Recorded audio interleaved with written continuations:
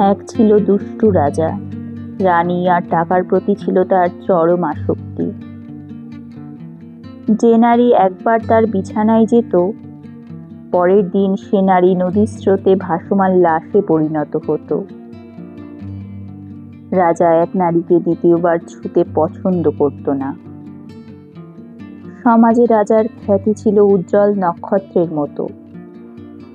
সবার চোখে ছিল সে অমূল্য রত্ন। খুন করা ছিল তার নিত্যদিনের সঙ্গী। তার কালো হাতের ছোঁয়ায় বিসর্জন হয়েছে শত শত নারী। প্রতিটি বিসর্জন ছিল রাজার পরম আনন্দের উৎস। পৃথিবীতে এমন কোনো অস্ত্র ছিল না যা তাকে দমন করতে পারত। একদিন ভাইয়ের সঙ্গে বাজি ধরে হেরে যায় রাজা। শর্তমতো ভাইয়ের জন্য এক রাজকন্যাকে অপহরণ করতে গেল। সেদিন ছিল বৃষ্টি। সন্ধ্যার আলো আঁধারি বেলায় রাজকন্যার প্রাসাদ ছিল জনশূন্য। রাজা এক কামরায় ওত পেতে থাকে রাজকন্যাকে তার কলুষিত স্পর্শে অপবিত্র করার অপেক্ষায়। কামরায় ছিল মৃদু আলোর ছটা।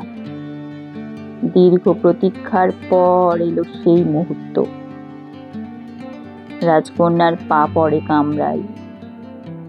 রাজাকে দেখে রাজকন্যার চোখে ফুটে ওঠে এক বিস্ময় ভীতি।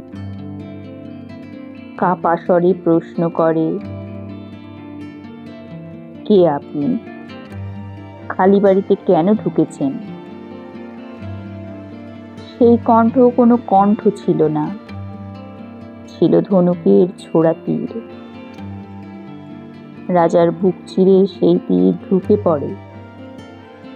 মধুর কণ্ঠস্বরের অধিকারিণী রাজকন্যাকে দেখার জন্য রাজা আগুন জ্বালায়।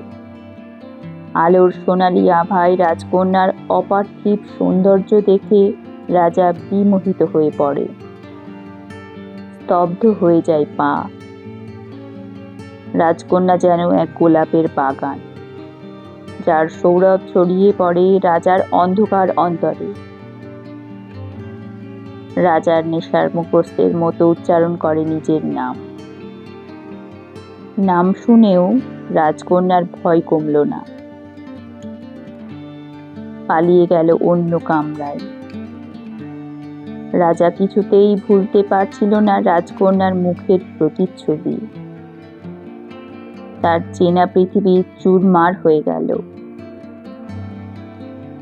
রাজকন্যার কামরার সামনে দাঁড়িয়ে রইল মুহূর্তের পর মুহূর্ত। সেদিনই ঘটে গেল দুর্ঘটনা। রাজ্যবাসী শূন্য প্রাসাদে দুষ্টু রাজা ও মিষ্টি রাজকন্যাকে একসঙ্গে দেখে ফেলল। রাজকন্যার গায়ে লেগে গেল কলঙ্ক। কয়েকজন অমানুষ সেই রাজকন্যাকে নোংরা ভাষায় হেনস্থা করল। সেই দৃশ্য দেখে রাজার বুকে রক্তক্ষরণ শুরু হলো। সে নিজ প্রাসাদে ফিরে এক দ্বন্দ্বও শান্তি পেল না। তার চাচাতো ভাইকে তৎক্ষণাৎ সে আদেশ করল, রাজা রাজকন্যাকে তাদের মুখ দিয়ে অপমান করেছে তাদের যেন জিহ্বা ছিঁড়ে ফেলা হয়। যে হাত দিয়ে রাজকন্যাকে ছুঁয়েছে সে হাত যেন কেটে দেওয়া হয়। যে চোখ দিয়ে রাজকন্যাকে লোলুপ দৃষ্টিতে দেখেছে সে চোখ যেন উপড়ে ফেলা হয়। ভোরের আলো ফুটতে না ফুটতে রাজা জানতে পারল রাজকন্যার মাতা সেই দুষ্কৃতিকারীদের শাস্তি দিয়েছেন। এতে সে স্বস্তি পেলেও রাজকন্যার মাতার প্রতি তার একটা অজানা ভয় মনে দানা বাঁধল। সে চিন্তা অবশ্যই স্থায়ী হলো না। রাজকন্যার স্মৃতি যে তার মন থেকে মুছে যাচ্ছে না। রাজা দৃঢ় প্রতিজ্ঞ হল, যে কোনো উপায়ে তাকে পাওয়া চাই, নইলে জীবন অর্থহীন হয়ে যাবে। রাজা তার পিতাকে অনুরোধ করল, মায়াবী রাজকন্যাকে সে চাই, অন্যথায় বেঁচে থাকার অর্থ খুঁজে পাবে না। সমগ্র রাজ্য ওলটপালট করে দেবে। রাজার এই অদম্য আবেগ দেখে তার পরিবার বিস্মিত হয়। একটা সালিশ বৈঠক বসায়। সেখানে রাজকন্যার মাতার তীক্ষ্ণ দৃষ্টি এড়িয়ে রাজা তার মনোবাসনা পূরণের সুযোগ পেল। রাজকন্যার মাতা বিয়ের সম্মতি দিলেন। আনন্দে রাজার হৃদয় উচ্ছ্বাসিত। কি অপূর্ব এই সুখানুভূতি! রাজা এর আগে কখনো এমন প্রফুল্ল হয়েছে কিনা স্মরণ করতে পারল না। যথাসময়ে তাদের বিবাহ সম্পন্ন হল। রাজকন্যা হয় রাজার মহিষী। তার নাম পদ্মাবতী। ফুলের মতো পবিত্র, নবজাতকের মতো নিষ্পাপ।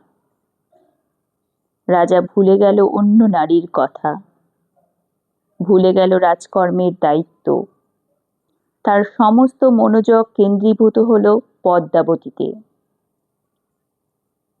পদ্মাবতীর প্রতিটি পদক্ষেপ রাজার হৃদয় তরঙ্গ তোলে। তার প্রতিটি নিঃশ্বাসে যেন ফুলের বৃষ্টি হয়।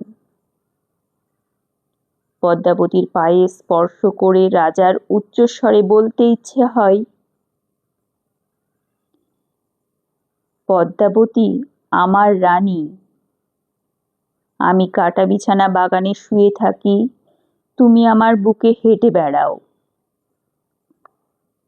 কালক্রমে রাজা অনুধাবন করল, তার প্রিয় পদ্মাবতী অতি পবিত্র, এমন নিষ্কলুষ যে তার কোনো অন্যায়ের সঙ্গে আপোষ করবে না।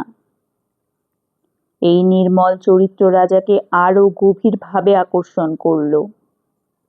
পাশাপাশি রাজার মনে একটা আশঙ্কা দানা বাঁধল। যদি তার অন্তরের অন্ধকার দিকটা পদ্মাবতীর কাছে প্রকাশ হয়ে পড়ে, তখন কি হবে? নিশ্চয় এক মহাবিপর্যয় ঘটবে।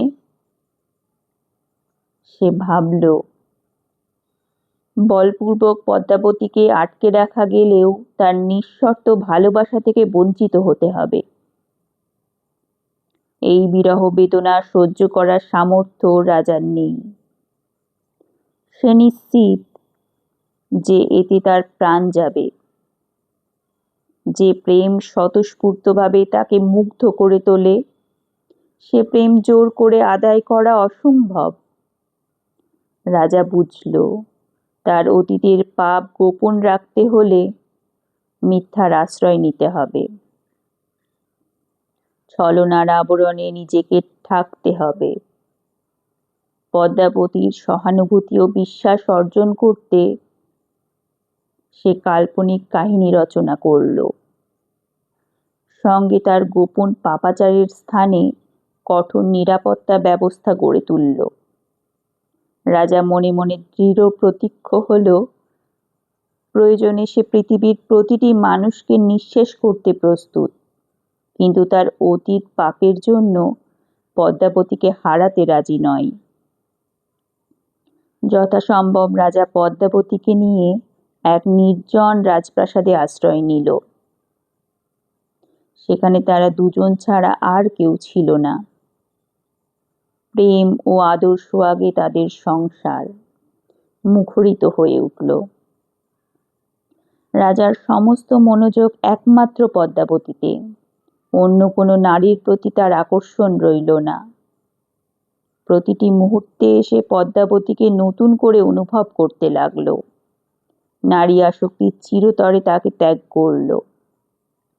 কিন্তু তার অতীতের কুকর্ম মুছে গেল না। সৎকর্মের আড়ালে অসৎ ব্যবসা তখনও অব্যাহত ছিল। মাঝে মধ্যে রাজার মনে আশঙ্কা জাগত, পদ্মাবতী হয়তো সব জেনে ফেলবে। রাজার সব রকম প্রতিবন্ধকতা সৃষ্টি করল, যাতে পদ্মাবতী সত্য উদ্ঘাটন করতে না পারে। তাই পদ্মাবতী সেই বাধাগুলো অতিক্রম করে গভীর সত্যে পৌঁছাতে পারল না। সে ভালোবাসার মায়াজালেই আবদ্ধ রইল। 1.5 বছর পর তাদের সংসার আলোকিত হল এক রাজকুমারীর আগমনে। রাজকুমারী ছিল মায়ের মতো রূপবতী। আকাশে একটা চাঁদ উঠলেও রাজার জীবন আকাশে উদিত হলো দুটো চাঁদ। ছোট রাজকুমারী দেখে রাজার হৃদয় স্পন্দিত হলো। দ্বিতীয়বারের মতো সে কোনো নারীর প্রতি গভীর অনুরাগ অনুভব করল। তার প্রথম প্রেম ছিল মাতা, দ্বিতীয় প্রেম ছিল পত্নী, আর এখন তৃতীয় প্রেম তার কন্যা। যতবার রাজা রাজকুমারীকে কোলে তুলে নিত, ততবার তার অন্তরে অব্যক্ত বেদনা অনুভব হতো।